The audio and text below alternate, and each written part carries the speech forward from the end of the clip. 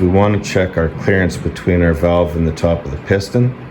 And you can see that these pistons have some reliefs in them so that the valve doesn't contact the piston when the piston is up to top dead center. If our maximum lift for the camshaft was calculated at 0.339, we're going to take that value and we're going to multiply that by 1.6, which should be the Magnum engine factory rocker ratio, and that will give us 0.542. So that's how much the valve is opening, and we want to make sure that we have clearance between the valve and the piston when that happens. So I found some putty and I put that onto the top of the piston, and I kind of used some WD-40 in hopes that that's not going to stick to the valves. I also sprayed the top of the valves with some WD-40 as well. And then we have our old gasket here. This is just the old factory gasket. That's about 45 thou. And that's going to be the same gasket we're using to install, just a factory original gasket. The next thing is our lifters, or hydraulic lifters that go into the bores there. Now you can't use a hydraulic lifter because it's not charged with the oil and it's going to compress and you're not going to get an accurate reading. Right here is the factory lifter. You have a spring clip on the top there, and then you've kind of got that cup, and that's where the push rod goes into.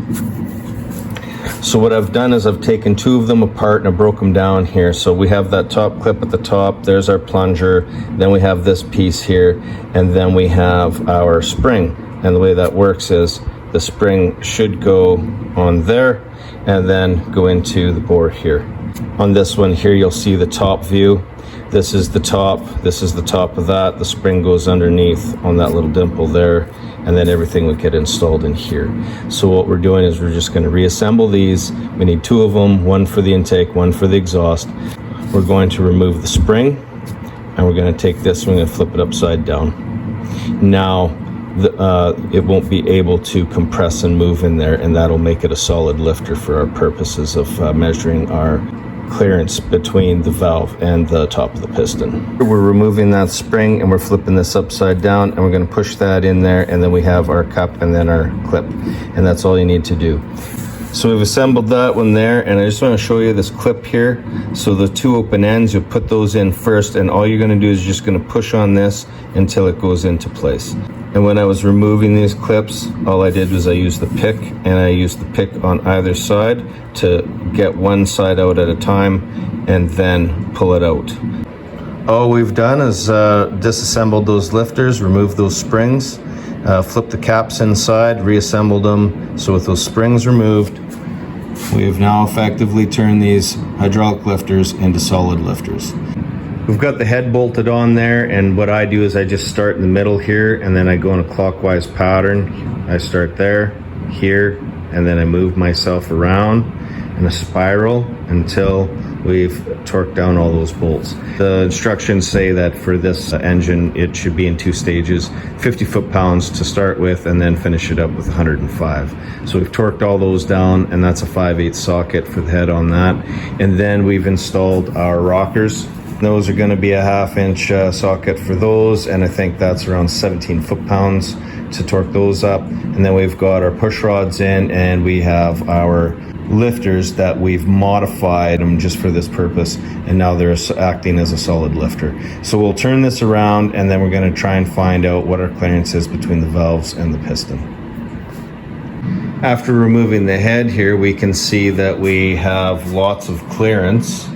And you can see right in here where the head is touching there, we've got clearance there. So that is the piston is not going to be contacting the head in that location. And when we go back here, you could see where that was contacting the putty right there. Looking again, we don't see where the putty's been indented at all by the valves, maybe a little bit with this one, but that is the exhaust valve, and the exhaust valve also has a little more lift than the intake valve. We tried to measure how much putty's sitting on here, and it's pretty difficult. We're getting some different numbers, but it's in the ballpark. What's going on is the piston is actually coming out of the bore by a few thou. Our clearance will then be the amount of the piston coming out of the bore subtracted from the thickness of the gasket. If we were to use, say, the 45 thou, and we're going to say that the piston is above by 4 thou, we're dealing with 41 thou clearance.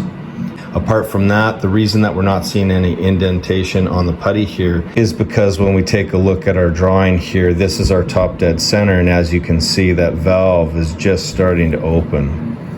So by the time it's starting to open, you're not going to see it. It's going to be down too far for it to make any witness marks on the putty right there. And then also too, our exhaust valve is closing. So it's actually closed before top dead center, and it would be hardly open at all before that. So that is why we're not seeing any witness marks on the putty there for the valves. In the end, we can be confident that we don't have any interference issues and everything is good. So now we can install the heads on this engine with no worries, and the valve train that goes along with it.